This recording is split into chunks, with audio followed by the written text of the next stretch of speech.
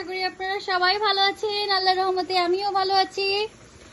আজকে হাজবেন্ড বাসায় নাই, তাই ভাবলাম তাকে একটু সারপ্রাইজ দেই, কারণ আমি অনেক দিন ধরে রান্না করছি না। আর এত ঠান্ডা পড়েছে আমাদের এখানে, ঘর থেকে আমরা 4-5 দিন বেরোতে পারি নাই।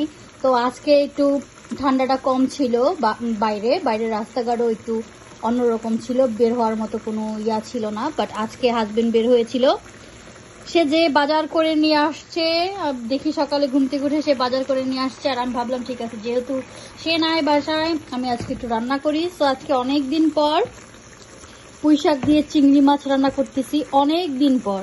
আমার হাজবেন্ড খুব পছন্দ করে ভেজিটেবল শাকসবজি, বাট আমি পছন্দ করি না, তাই ওরকম কেনা হয় না। আর আনলেও দেখা যায় ফ্রিজে আছে, নষ্ট হয়ে গেছে, ফালাই দিতে হয়, খাওয়া হয় না। বাট আজকে ভাবলাম না, আমার হাজবেন্ড যেহেতু নিয়ে আসছে, আজকে তাকে রান্না করে খাওয়ানো উচিত।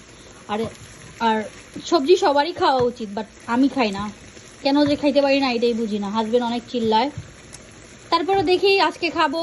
আর একটু আপনাদের সাথে শেয়ার করলাম কেমন হয়েছে আমার পুঁই শাকটা চিংড়ি মাছ দিয়ে, আমাকে জানাবেন। আর এখানে আমি করলা ভাজি করেছি চিংড়ি মাছ দিয়ে, ভাবলাম আজকে সব চিংড়ি মাছ দিয়ে ভাজি ভাজি হবে।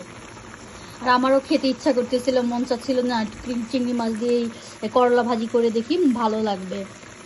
তো এই তো অবস্থা। আর আর কি, আর হাজবেন্ড তো আসবে, সে দেখবে যে না আমি সব রান্না করেছি, সে দেখে খুব খুশি হবে যে আমি আজকে রান্না করেছি। আর আরেকটু আমরা বাহিরের সাইডটা দেখাতে পারি। আজকে আমাদের ওয়েদারটাও, হ্যাঁ এখন একদম ভালো, একদম ভালো। এখন বাইরে যাওয়ার মতো অবস্থা আছে, কিন্তু বাইরে ঠান্ডা, প্রচুর ঠান্ডা বাতাস।